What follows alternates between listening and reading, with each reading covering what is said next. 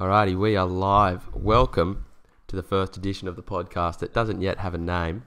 We've had some name suggestions, but we don't exactly know what it's going to be. We have a special guest with us today. What do you reckon for the name? What's your gut feeling on the name? I'm tossing up between the could be the Dougal Cameron Experience, the Dougal Factor. What was the other one? We had a suggestion from one Daniel Olsen who suggested that our name should be Pow, right in the kisser, which I'm open to and attracted to. But we have a special guest. What do you think about Two Blokes, One Podcast? I like it. I think it could work. We might get zucked though. But it's okay. We have a special guest. So let's get to the introduction. Alex Cameron, first achievement is being my older brother. And then we'll run through his other achievements later. But before we do, let's get to the sponsors. This podcast is brought to you by My Style Suits, which is the dream, which has subsequently become a reality of two young boys from the West who wanted to make it in the big leagues. And we're in phase 2 of this operation. It has been set up. Check out mystylesuits.com. If anyone needs a high quality formal suit, go check out My Style Suits. Order online, straight to your door. Revolutionary system, which means we undercut the market price by about 50%. So go check out the website, even the Instagram. And we will be talking a bit about that because those two boys who grew up in the West happen to be in front of a microphone right here. That's right. We have the CEO over on the other side of the mic. That's and right. On this side we have the President, Chairman of the Board of Executive Directors. That's exactly right. It's a great title, but it's just great to be here in general.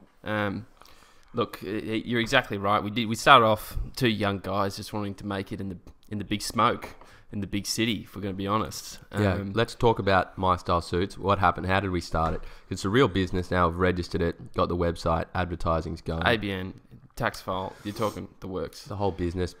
How did we start it?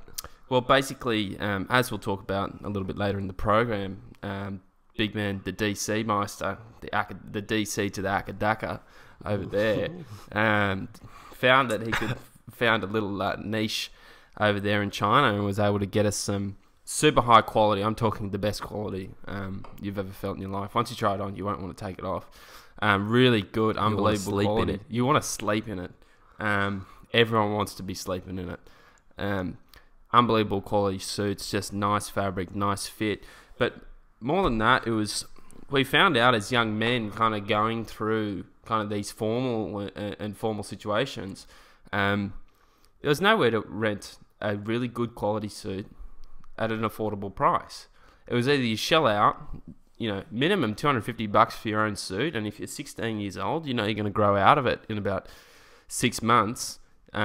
Totally just blitz your parents' their credit cards, or you rent something that's absolute garbage. So we thought, well, we're going to help these guys out here, and we started a business. So basically, unbelievable quality suits, super affordable prices. If it suits me, it suits you, pretty much. Suit first, ask questions later. That's exactly right. Is what we like to say. And so how's the business going now? Everything's up and running? Look, it's all up and running, mate. We've got the website, it's looking beautiful. Delivery system, on the move. Really, we're just, dotting the I's and crossing the T's at the moment. So really ramping up. What was your motivation for actually doing a business, starting a business? Oh, well, look, mate, I've always wanted to start a business. Grandfather started a business. My father started businesses. Basically, we wanted to, I guess both of us really just wanted to, contribute more than anything to start something. Look, obviously a side benefit is making money, but once you find something that actually helps people and, is a net positive, you never work a day in your life. Yeah. I wanted to make some money before I got the wife and kids and the mortgage. I just thought you'd have a crack while we're at university. You've got a bit of time. You have to these days. Time to spend. You have to these days. Sydney house prices are unbelievable. Going down though. Going down. Are they? Yeah, Is the bubble bursting? they're deflating. Everyone, you talk to any bloke in an Uber or a taxi, they go, house prices are unbelievable. Well, It's good. Property's always a good investment. That's what they tell you after they pitch the pyramid scheme to you. Yeah, I tell you what, if you bought 8 months ago, you'd be looking at a pretty substantial loss today. But that's just swings and roundabouts of the market. Yeah. So you're at university, almost finished. That's right, mate. Almost finished a commerce degree. Yeah. How's that helped with actually something in real world? Buckley's, mate. Absolute Buckley's. Sweet FA.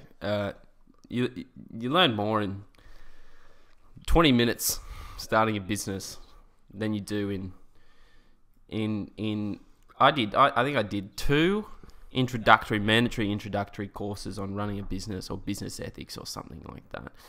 Within the first 2 semesters, including like corporate social responsibility, all that type of stuff, from a tutor who was a year older than me, who had never started a business in their life. And I thought, this is a bit odd. It's a bit strange. And they were teaching from a textbook, again, from a guy who'd never started his own business. Look, it's one of those things, if you really want to start a business or learn about a business, you just got to go out and do it and work. That's the only way to do it. Now, as I understand it, you're currently here, obviously in Australia, but that's not where you're based. Is that right? That is correct. Glad you knew that. I'm in a bit of a lucky special position where I've got I'm on a 5-year program. I've finished 1 of those years out of Shanghai. The first 2 years are preparation, just Chinese and maths, and the last 3 years are economics in Chinese. But it's funny, I'll tell you what, the Chinese maths that I have to do, which is just finishing high school level mathematics in China, is what my buddies from America are studying in their mathematics minors at university. They're, it's crazy. I think 2 or 3 years ahead in terms of numeracy, just because they, like from who I've talked to, the year 12 kind of HSC regime for a Chinese student is you get to school at 7 in the morning, then you leave at 8 at night and you have 2 more hours of homework to go.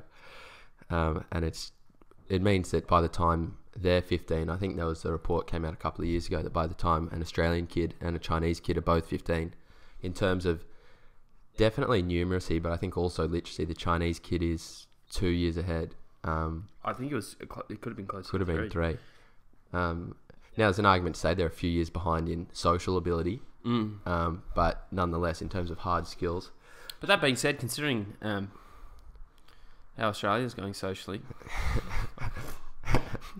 there's an argument to say we've gone backwards. Mm-hmm. Well, that is something pretty funny. I mean, there's you talk to the Chinese people who kind of support the big one-party Chinese government, yeah, and they say, well, why don't you have a Western liberal democracy? And they say, well, you've had like 5 prime ministers in the last 6 years, and we've just been lifting hundreds of millions of people out of poverty. And our government actually has a mandate to do something. Not that I necessarily agree with the argument, but democracy is having a pretty tough time in Australia, to say the least. It's an interesting case study, China, isn't it? Being able to do what they've done, even though they obviously opened up to the capital markets. The most underreported story in like the last 30 years is the lifting of like I think probably 800 million Chinese people out of poverty or something. The average Chinese yearly wage went from, like in 20 or 30 years, went from $200 American to $9,000 American. It's an unbelievable increase, and the way they did it was not through taxing people. It was through opening up markets, creating special economic zones. Exactly right.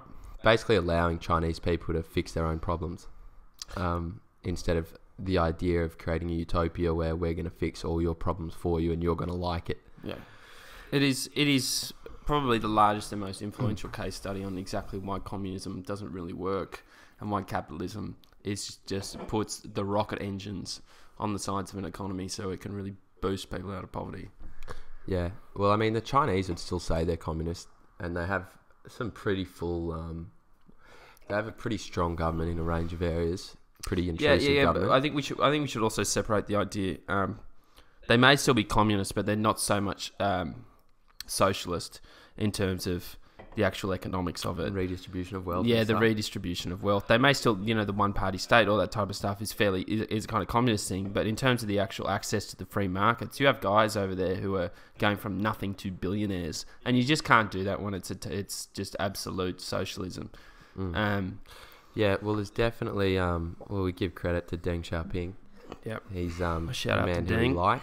Deng gets first. Den gets the first shout out The first. on the podcast. This is one of our. We're going to have we don't know what the segment's going to be called, or we don't know what the award yet's going to be called. It's at this point it's just called shout outs to people who we feel like have done good things, and Deng gets the first shout out of He's done some good of things. the podcast.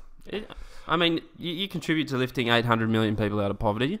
That's more than the UN will ever do, by a factor of about 1 million. It's not even close. Yeah, I mean it's hard. It's hard with big. And they got committees these to get mandates. They got anything these done. UN mandates, and it's like on that 15-point plan. Yeah, this 15-point plan or whatever it is, and one of them's like end poverty. Yeah. So well, you guys we're do gonna more to have- contribute to I poverty mean, well, than you end it. we are.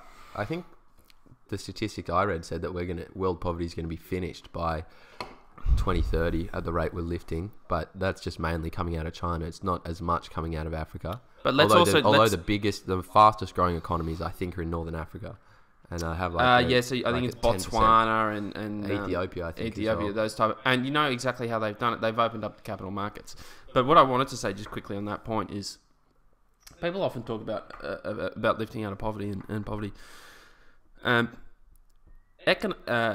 Economists and statisticians at the government level continually change the definition of poverty. They change it every year. Yeah. And they talk about people below the poverty line. If anyone ever hears that statistic from someone, ask that person what is the definition of poverty, because I guarantee you won't be the same as 5 years ago, and it won't be the same as 10 years ago. Same with household income, same with household median income. They change the definition of what's in a household, and all of a sudden the stats are skewed. Yeah. Well, one other thing to think about is in Australia, for instance, there's essentially no absolute poverty. They say there's two none. different types of poverty. There's absolute poverty and relative poverty. And that's poverty. what we're talking about. So Yeah. people talk about reducing poverty. Well, there's no absolute poverty in Australia. There's no less than $2 a day in Australia. And you talk about relative poverty. Well, there's relative poverty is always going to exist because I think it's defined by like being in the bottom, could be 20, but might be less % of the population. Yeah. And look, relative poverty is like actually it is a problem because, and I don't know it's one that has a solution because if you look at crime statistics, is what Jordan Peterson talks about. It's not true that poor people that crime is committed by economic hardship. That crime is created by economic hardship, because not all poor people in countries commit crimes. Yeah. Right? You have some countries where everyone's poor, and it's not like everyone's committing crimes. Yeah. But still, in countries like Australia, it's like relative poverty. If you live in relative poverty, you have a much higher chance of committing crimes, and it's an interesting psychological thing to talk about. I don't know really what it is, but there's definitely a big distinction between relative poverty and absolute. Absolutely. And I think the main definition that's used for absolute poverty is $2 a day adjusted for inflation. I think so. Yeah, I think that's it. I mean, there's a saying that goes around by economists is, people who live below the poverty line in America would be in the upper middle class in Mexico. Yeah. So again, it's just one of those things where it's yeah. And this is something.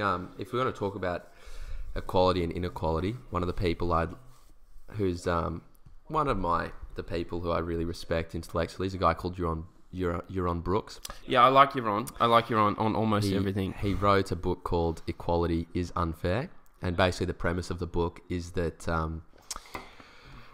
fairness should not be defined as everyone gets equal. Fairness should be defined as you get what you deserve. Yeah. So he says that the rewards you get should be in proportion to the contributions you make. Interesting argument. But he will say, for instance, if you make a comparison between, if we talk about poor people in Australia or poor people in America or poor people in South Korea, for instance, then he said, well, we should have a more socialized, a more socialist economy with more government redistribution. He'll say, well, let's have a look at the countries that have more redistribution. And while it's true that in those countries everybody has a more equal income because people are more equally poor, it's also true that poor people in America or poor people in Australia or poor people in South Korea are way better off than the poor people in North Korea and the poor people in African countries or underdeveloped Asian countries. Like, you just have a much better time being poor in a Western liberal capitalist society than you do in a different society. And one of the reasons one of the ways you can actually tell is, by the way, when you had Chairman Mao who was running China, just the amount of people who were flocking to Hong Kong. People just could not get in fast enough into Hong Kong. Yeah. Just because they would much rather be in a system which had less of like a social net in finger marks. Yeah. Because they had opportunities to rise up anyway, that's my 2 cents on it. Oh no, 100%. And I'll just say quickly, I really like Yaron Brook. The point that kind of really resonates for me with Yaron Brook is he makes a point. He says for kind of against why the government should be able to control healthcare and education. He says, he holds up his iPhone and he goes, "Can you imagine what this would look like if the government built it?" Right? And it just, if a government committee tried to organise and make an iPhone, because they've got no economic incentive really. They get paid salary, whatever, to make a really beautiful, functional iPhone. So he says, then why, if you don't trust them to make an iPhone, why would you trust them with your healthcare and your education? That's for me, that's the most powerful point that he makes. And I think he's absolutely right. The idea when you take away the economic incentive for a business to produce something both aesthetic and functional, everyone is absolutely worse off, number one. Number two, if you keep the economic incentive there, on the basis that everyone wants to make money, the quality of the production is only going to increase. And we've seen that over the past 20 years in terms of computers, in terms of phones, the processing power, the storage capabilities, even cars, all that type of stuff. Everything, everywhere you look where there's an economic incentive to maintain a market share or to improve, you see a better quality product than you did 100 years ago, 10 years ago, 5 years ago. Yeah, I think most people would actually agree with you. I think most people's general outlook would be the market should do what the market does best, and the government should do what the government does best. But there's a dispute in the middle ground of where the division is between those two things.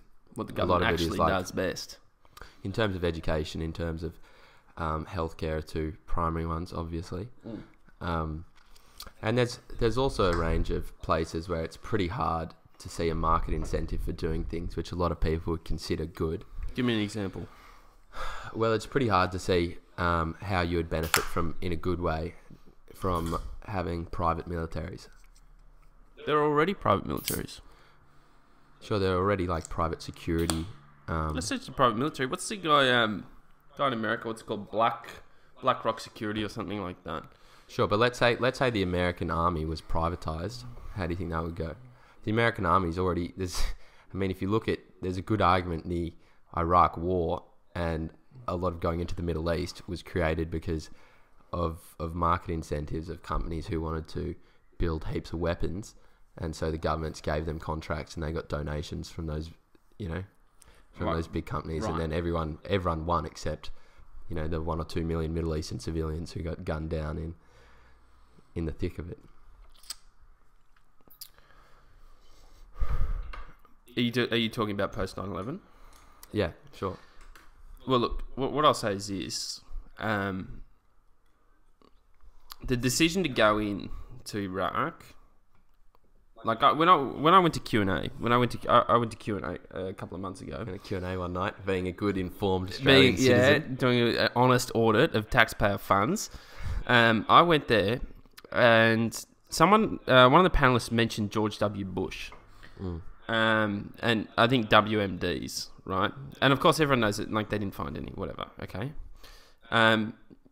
This has to be a pretty large-scale kind of conspiracy collusion allegation that they're making, because on the basis of the evidence, Bush was told, I think, by 17 of the highest-ranking intelligence officials in the US that Saddam had WMDs. Yeah. Okay. He was under. Now, obviously, there was side benefits for everyone. I'm just saying. Now, my argument is not necessarily that I would have acted differently to George W. Bush. My argument is that it seems like there's a corporate incentive in the military which is making it worse than it would be if it didn't have it. Right? Because you have those top guys in the CIA and the FBI who are making these calls, giving out these big contracts to, weapons construction like companies. Yeah, and Lockheed Martin. And then the people who lose out are the people who die from them. They're not Americans don't lose out in that per se. So ergo, private military. But I think that's like an interest. Like I'd have. No, but I agree with you. Because I have a lot less trust in the CIA and FBI than. Sure. I mean, you have a look out the. They're Julian Assange. We can talk about Julian Assange. One of the other things we can talk about is the Gulf of Tonkin incident, which was the justification for America US going entering to Vietnam. Into yeah. And it was totally fabricated that US warships were attacked by Vietnamese ships, even though that was the excuse used by America to go into Vietnam. And there was obviously a whole lot of people who died in Vietnam unnecessarily. It seems, I don't even know why America went into Vietnam. If they were scared of communism, like what are they scared of? If they really believed that capitalism would have won, like they spent so much money there, surely the money would have been better spent inside the American and Western economies and demonstrating how much better they functioned. And if the Vietnamese people chose... Yeah, but that argument can be used across any time anyone declares war on anyone. But what I'm saying... So you're saying that if they spent it internally on the US economy and demonstrated how well the capitalist economy works anyway, that the Vietnamese would have just turned to capitalism anyway? Sure. Well, I'm saying that it's an unnecessary war, and I'm saying it would have been a much stronger point to just demonstrate organically that we had a better system than the communists did, instead of saying you're gonna take a capitalist system or else you're gonna get napalmed. That's what I would say. I think, and I mean, look, I get you. I see in terms of the broad point, right? Which is the idea, essentially, that the military shouldn't be privatized. Look, I agree with you. I agree, because obviously the first job of a government is essentially to protect the borders, right? To protect the sovereignty of the land, of the nation, right? And obviously to do that you need a military. So the military should be under government control. And the idea, of course, that a military could be privatized is obviously a scary one. And it's kind of to the whim, to the highest buyer, whatever. And I agree with you. In terms of the specifics of the Vietnam... Well, it was a domino theory that if Vietnam fell, more Southeast Asian countries were going to fall. They were just going to roll. I'm saying if they fall, if they fall, and you think that, like, practically and theoretically, the communist economic system is deficient, instead of going in and killing a bunch of civilians, you should wait for that system to fail and then offer them an alternative peacefully. Okay, well, I think the counter to that would be that we've seen the aftermarks of communism anyway. That you wouldn't even have to stay... Like, every time there's a proper communist society, we talk about, obviously, China, Russia. Those are the two main ones. You look at them, you don't have to invade. They destroy themselves. And the descent into chaos and anarchy and just total destitute poverty is so rapid that you don't even have to invade. Right? You don't even have to. This is what I'm saying. Let's just say you wait it out, type of thing. You wait it out. Well, how long did it take for the USSR to wait it out? What about China? So, well, I'm saying, I don't think America gets to be the world police on everything. I think they have to be, to an extent. No, because I think, like, this is one of the reasons why I'm so pro free speech, is just the fact that even when you think you're right, there's still a chance that you're wrong. Of course. Right? So we're pretty sure that even America thought they were right in the Middle East. Turns out they were wrong. I feel like, if the Vietnamese felt like capitalism failed them, there's no... I mean, you look at China, right? China had like a couple centuries of very tough luck where they were... up until, like, I think the 17th or 18th century, they had been, for century upon century, the world's most developed civilization in the world. It was even earlier than that. It was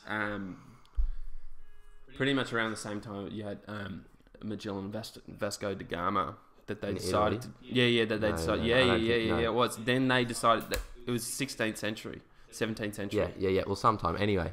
Then they got into like an opium war against Britain. Then they got smashed by the Japanese in consecutive 2 world wars. You'd have to be. I mean, if you were the Chinese, you'd probably be naturally skeptical of Britain and Japan after World War II. Sure, but the isolationist policy was their call, China. Sure. That was just a change of empire. I'm saying naturally you would be skeptical of Britain saying, hey, come and adopt our system, and they've just been smashed by Britain.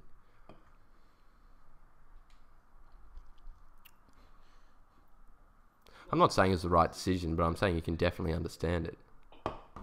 What I'm thinking, though, is, okay, so let's just say the US has no incentive to be the world police, right?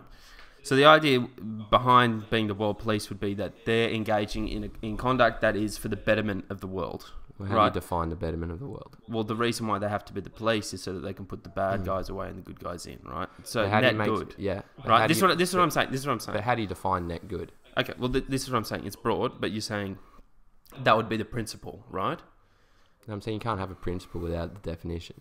Because, I mean, North Korea can say we're going to be the world police and we're going to be for net good, and their net good is going to be different to America's net good, so nobody can actually understand what anything means. So nothing, but by that thing, then nothing is good, nothing is bad. No, you can make. I'm just saying that if America wants to be the world police, they have to have a definition of what is good, and we can discuss whether that's correct. Okay, but by that same thing, then if we're to say that, then they can't decide on their own thing on what is good, and they don't actually know what good is, then there's no reason for them to intervene in foreign countries and provide charity, provide aid. Well, if it's consensual and both people consent to it, then it's good because we can trust each people to act in their own self-betterment.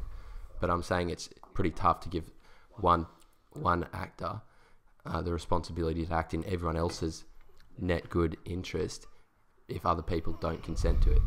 So, like, we can say, for instance, in one sense, it might be a net good to wrap a child in bubble wrap and make sure they never cross a road and never get any disease or never roll around in dirt, never get exposed to any bacteria. We can say maybe that's net good. Then someone else says, well, no, that's not a net good. And so I think there are real discussions that would be had about what does a net good mean, particularly when you roll out the tanks. I think that's something you actually need to clear up first. Yeah. And I also think that even if you feel like your net good is probably correct and maybe other people are making some mistakes, it doesn't mean, even if it's relatively provable, I also don't think it's your responsibility if you have superior military capabilities to go and force them not to make what you perceive as a mistake, because you might be wrong. Well, then, is there any possible justification for... So there's no possible justification for entering a country without the consent of... What if you have the consent of the people but not the consent of the government? Yeah, well, it's a good question. I think you can definitely... Like, I don't know all the answers. I'm just throwing out talking points. I mean, I wouldn't mind... Like, I think if there's wars, like, you can definitely arm your side of the team, probably. Like, you can definitely... If you had a civil war in Syria, like, we should probably arm Assad because we feel like Assad is better than ISIS and we have a net good. And our net good is, we don't throw gay people off buildings. Like, that's a bottom level net good. And if Assad doesn't do that, but ISIS does it, we can say, all right, well... At what point, though, do you infringe upon the right for a nation to govern itself? Well, it's a hard question. I don't think anyone knows the answer to it. But I think the answer has to be pretty far, like, down the line, because it seems like after World War II, we've done a whole lot of interventions that probably shouldn't have been interventions. I mean, one of the reasons I'm actually sympathetic to the interventionist cause a little bit is because in both World War I and World War II, America got heavily criticised for not entering in earlier against Kaiser Wilhelm in World War I. 100%, yeah. When they had, was it the Polish atrocity stories or, no, the Belgian atrocity stories, and then they were criticised for not going earlier against the Nazis, and then everyone was appealing to them, don't you have a heart, come into the war and fight these bad Germans. Yeah. And then in Korea and then Vietnam and then in the Middle East and what have you, they get criticised because they went in prematurely. So there is, like, it's obviously a tough question, and I don't think many people have the answer, but I think going to war should be like absolutely last resort, unequivocal evidence that what someone's doing is bad. And that's one of the interesting things. That's why Jordan Peterson talks about Alexander Solzhenitsyn. Yeah. If anyone wants to read that book, it's a great book. It's called The Gulag Archipelago by Alexander Solzhenitsyn, who's a survivor of the gulags in the Soviet Union. And what Solzhenitsyn says is that the Nuremberg trials of 1945 were the most significant events of the 20th century. Yeah. Because although it's hard for people like us when we're sitting here to decide on what's good, it's maybe an easier time to decide. It's maybe an easier ways to agree on what's bad and then work towards the opposites of what's bad. So what they did in Nuremberg was the judges came to a decision that although the German people who they captured, who were led by who's the guy who's in the head of the Luftwaffe? Goering. So like Goering and the boys all said that they were just following orders, and that's what everyone was doing. If you're the British, you were just following orders when you killed us, and we were just following orders. What they said at Nuremberg was that there's actually no excuse whatsoever for gassing people in a gas chamber. Sure. And that applies across international law, it applies across cultures, it applies across any boundaries whatsoever. And so then what we can do is, as I hate to use this term because it's almost always used in a bad way, as citizens of the world, is we say, well, if that's bad, let's work towards what's good in a sense. So there's like, so once you find definitely an opposite, you can work. Yeah. You work backwards. Yeah. So to what's good, right? Yeah. And so if you say the definition of backwards is just exterminating people in gas chambers, then you can maybe start to work things out a bit more clearly with definitions and stuff, because definitions are important in a lot of ways. Yeah, I think definitions are important in terms of how you actually formulate a plan as to whether or not. Well, I think the fundamental definition has to be good and what is true. Those two, whether or not they're separate or not, is obviously up for. I think sometimes they might be separate. So, for example, if I fail a test, and then one of the reasons I didn't really do well in class was because the teacher didn't like me. Let's say we take that as a truth, and say the teacher didn't like me in class. That's why I did poorly. Now, the teacher who said who didn't like you was obviously a factor in your mark, right? There was a factor in your mark. But I would argue that it's actually not good to believe that. It's actually better to believe something that was probably less true because it was more constructive for your life. So even if your teacher didn't like you, if you were to say, well, the reason why I failed or why I got a bad mark was my lack of preparation. Because of my lack of preparation. It was 100% my responsibility. I got to own up to it, and I got to get better for next time, regardless of what the teacher situation was. If you take 100% responsibility for that, I would argue that's a better way to do things, although it might be less truthful. Do you think it's possible to come to that conclusion whilst knowing the full truth? I mean, potentially. Potentially, I don't think they're mutually exclusive. I don't think if you found out that the teacher was somehow to blame, that still wouldn't stop you from coming to the conclusion. Although it may inhibit it, I don't think it would still would prevent you from coming to the conclusion that in the future you still need to prepare better. I think if you take the position that basically all your life is your responsibility and there's no ifs or buts, and that all your current outcomes are just a product of all your previous decisions, even if that has elements which aren't 100% true, I think that'll be a much more constructive thing for your life than saying, well, this hardship was someone else's fault, this hardship was someone else's fault, this hardship was someone else's fault. Well, but that wasn't the truth. That wasn't the whole truth. Sure, already. Sure, it wasn't the whole truth. Already, but then let's take your argument though to its logical extension, which is essentially the selective, or ideally what you're saying is that you can get to exactly where you want to go to without knowing exactly where you are.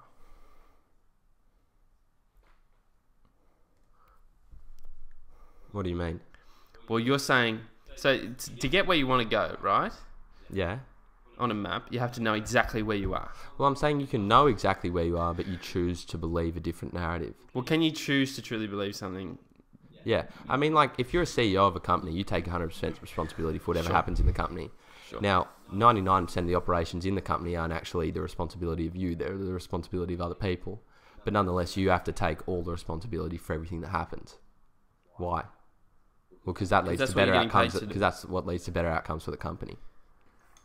Right? So my feeling in a utilitarian terms is that you just get better outcomes in terms of prosperity and happiness if you sometimes choose to believe things that are slightly less truthful than.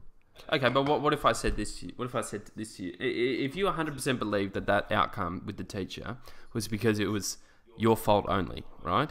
Yeah.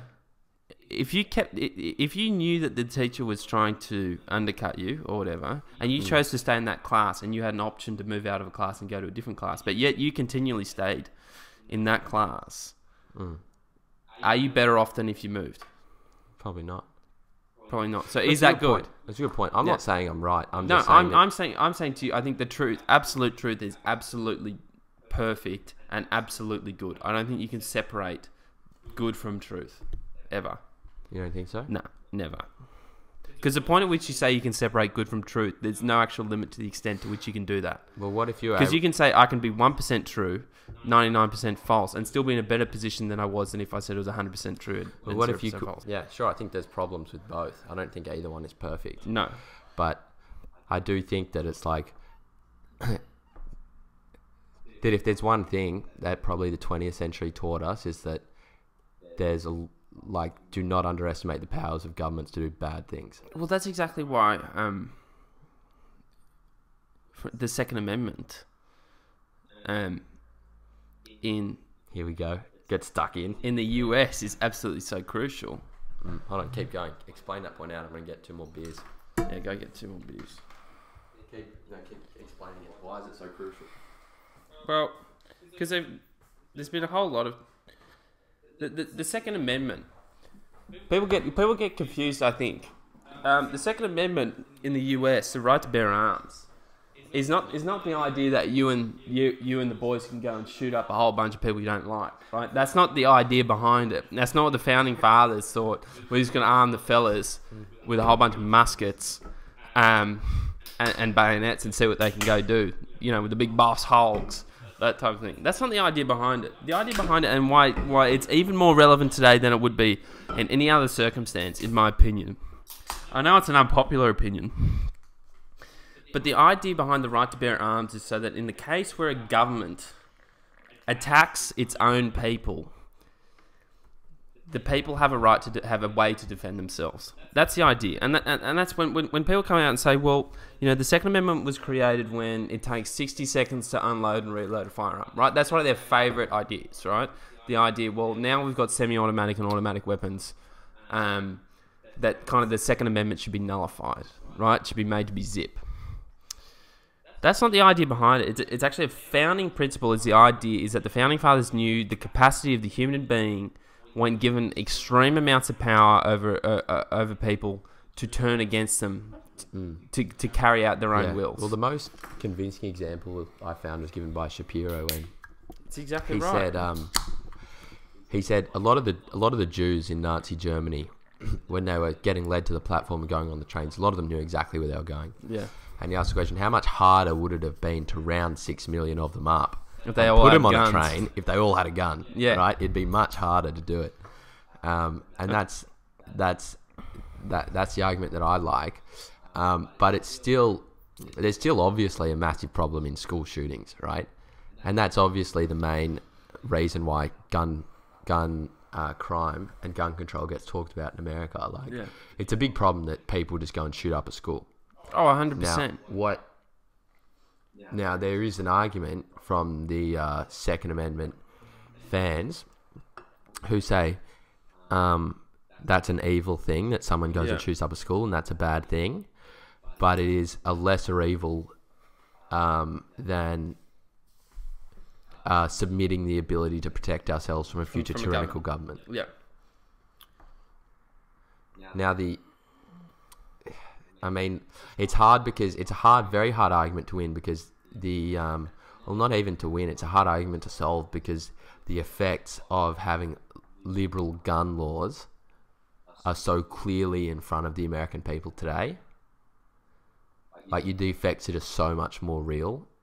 The idea of guns being bad are right in front of you, and the idea of tyrannical governments are 50 years behind you. Yeah, and it's very hard to make the idea have really short memories. Particularly, that could be a thing that they should be worried about. Absolutely, and I mean the media plays on this, and the idea that your kid would go to school, even like a kindergarten or something like that, and some guy with a gun comes in, just starts shooting people.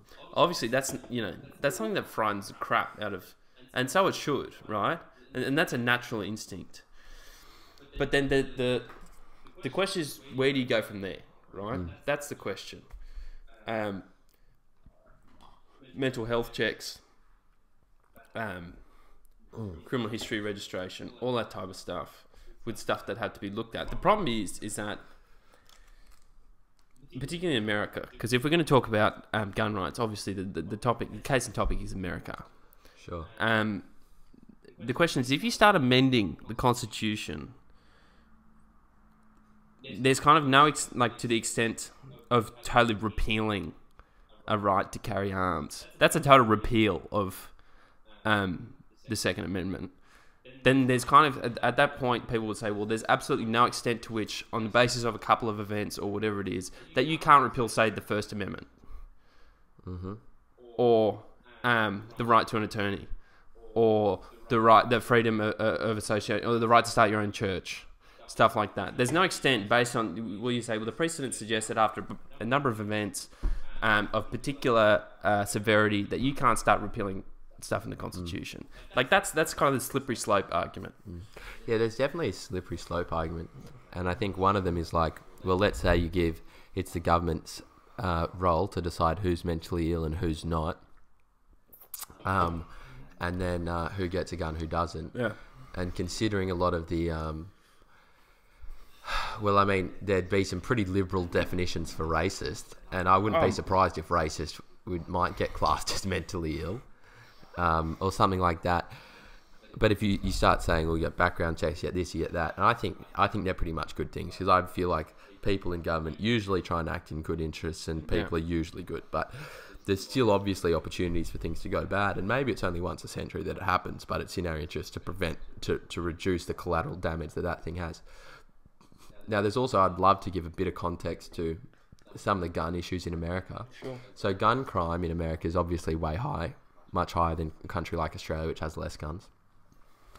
But non-gun violent crime is way down in America. So violent rapes, armed robberies, break and enters, all way down, because everyone feels like that the person that they're trying to bash up or rape or steal from might have a gun. Is packing a piece. You know, they've got a Glock in the pants. He's got a Glock in the pound of pillow. Grandma's got a 22 under the bed. So those crimes are way down, and it's also very hard to see, like, well, how much crime every year do guns prevent? Yeah, you can't really measure that statistic, can you? No. And so that's an interesting one to consider when you're talking about gun violence. But I think one of the things that's just very essential to conversations, which sometimes gets lost today, is that particularly, I see it a lot when you talk about when particularly Americans have conversation about gun violence. People feel like people have convinced themselves that they're 100% correct. And that means that if you disagree with my 100% correct analysis, which is defending the kids or defending my right to bear arms, that you are, in consequence, an evil person. Not a person who's wrong, not a person who's just had a mistake of logic or a mistake of thought and can't compute things correctly, but you're an evil person. And it's not just with the Second Amendment, but I think one of the things that we need to try and remember is that there's not many people, I think, in the world who are actually evil. And I think just deciding that other people are evil is like an intellectual It's a fallacy. intellectually It's a total. lazy. It's lazy. Intellectually it's lazy. and it's a fallacy. But it's also dangerous, because if you decide that other people are not only wrong but they're evil, well, that gives you a range of that gives you the right to do pretty much anything anything to them, right? Yeah. So you see, like in America, people saying that Donald Trump is literally a Nazi, right? If Now, you believe, Donald Trump exactly. is If not you believe, literally a Nazi. No, if you actually believe he's a Nazi, you would be you. Right. So if you you could do saw, anything to I mean, if you saw a guy going down the street with a Hitler flag and was preaching that we should exterminate the Jews, even though I'd prefer you didn't punch him, I would understand if you did. Yeah. I'd understand if you did, even though I'd prefer that you didn't, right? But then, well, people say, okay, well, if we're allowed to punch Nazis and we just liberalise the definition of Nazis and throw it onto other people who we don't like, and that means we can go up and punch them, which has turned into going up and punching Trump supporters because they're apparently Nazis. Well, that's dangerous. It's totally so anarchy. I think the idea that the people who disagree with you are evil is a dangerous one, Sure. and one that basically never solves any problems ever. And I think it's one we should keep in mind, that we should try and like put ourselves in the other person's shoes, in a sense, understand where they're coming from, and I think you talk to every person like they might know something you don't. So even though like me and Alex agree on a lot of things, we're like kind of pro free markets, smaller government, we have a few like maybe smaller disagreements, I think there's a pretty good chance if I sat down with Noam Chomsky, he'd probably be able to convince me out of all of those positions, right? Because he's a pretty knowledgeable guy. I've watched a few videos of him, and I think I've seen him as well. I wasn't. Maybe I just wasn't. I think there's obviously just going to be high levels of analysis and intellect of people who disagree with you. Yeah. And I think you should be open to it. I'm open to being convinced by Chomsky, and I think like that's something everyone. I think that's just generally a good thing to have. If you can make it work. When I finished school, the first two books I read when I graduated high school was The Morality of Capitalism and The Communist Manifesto. And in the introduction to The Morality of Capitalism, it says before you read this book, you should go and read The Communist Manifesto and Das Kapital. Read Gramsci. Read some of the other prominent Read some of the other prominent communist writers. Consider their arguments. Allow yourself to be convinced by them if you feel like their arguments are convincing, and then come back to The Morality of Capitalism, and then make a rational judgment over which ones you decide. It wasn't the introduction to The Morality of Capitalism wasn't communism killed 200 million people. You're evil if you believe it. It was let's actually have a discussion about what's real, what's not real, what's good, and what's not good. Sure, I think. Look, obviously, on this podcast, we don't really I don't really want to get into kind of left versus right, that type of politics. But I think what's kind of happened is, again, I don't really want to go into it, but I guess we're gonna have to. Here we go. The left has kind of constructed essentially what is a giant straw man, and they've kind of what they've done is. Would you be able? I don't like just these kind of. Are you gonna get? Can you give any examples of who you're talking about on the left? Oh, sure. Maybe Don Lemon, Rachel Maddow, those type of guys. We talk Chuck Schumer. We're talking Nancy Pelosi, guys like that. Pretty much the Democrats, Hillary Clinton, even. Just put names on names. It's much easier to combat an issue if you turn it into something binary. In the way that the gun rights, the same way, it's essentially a straw man. If the argument that is, if you believe, so a straw man for anybody who doesn't know what a straw man is the idea that you take what somebody else is saying, you turn it into something which is not, which is a straw man, and then you take a big fucking stick and beat the shit out of the straw man, which actually has no relevance to what the original thing someone said was. I mean, it's a topical thing. But if you say, for instance, if you believe in lower taxes, right? If you say lower taxes, and then someone will say, "Oh, so you don't care about the poor?" It's like you started with that. Kathy Newman. The Kathy Newman, right? So you started with something up here. Kathy Newman is a serial offender of creating straw mans. Which is the reason you could not like taxes is you could have 50 reasons, right? Yeah. And none of them could include because you don't like poor people. But then to take that and then say, "Oh, lower taxes, I don't like poor people," that's a straw man, right? So it's much easier to combat like particularly an emotional issue. Particularly like something like gun rights, particularly post an event like Sandy Hook or anything else that's any of the other school shootings is then... Here we go. Give us 1 minute, Ali. Finish your point. It's pretty much just construct a straw man and then beat the crap out of it. So what I would say is just be conscious of that when you're listening to commentators or the news or something like that, is when they try and turn a complex issue and get... Because very rarely do you find an issue which is so simple, can be so simplified into a yes or no. Very rarely does that happen, particularly with emotional issues, gun rights, gay marriage, The all only that one kind I of can stuff. think of is like abortion, maybe gay marriage as well. Yeah. Look, it's much more complex than that, and I think you should just be wary of it because people do it all the time. Yeah, and I think, definitely. I think the idea that you should take the way we're going to solve problems is not by kind of reinventing the opposition's argument and then like rebutting that, but the way we'd fix problems is by understanding the best forms of the arguments on both sides and then weighing them up. Yeah. It's like, so if I sit down, which I probably will, and I hope to do, with someone who totally disagrees with me, I'm not going to be like, oh, so you're a communist and you're thought pro it was good. killing 200 million you're people. pro Yeah. killing 200 million people. I'm going to Yeah. be like, well, let's talk about, like, what are you actually saying and what's, like, let's take the best reasons for it. Anyway, we've just had some of our family members walk in and I'm getting a poked out tongue from my, are you 6 or 7 now? 7-year-old sister. So we're going to have to wrap this one up. Pleasure having you on, Alex. Thanks for having me. I really enjoyed my time. Really appreciate you having me on. And just a quick shout out to My Style Suits. Super, super high quality suits. Super cheap price. I'm talking $80 to $100 for 1 to 2 weeks. You won't find that anywhere else on the internet for such good quality suits. 100%. Go check it out. Free returns if you don't like it. Just free returns. Okay.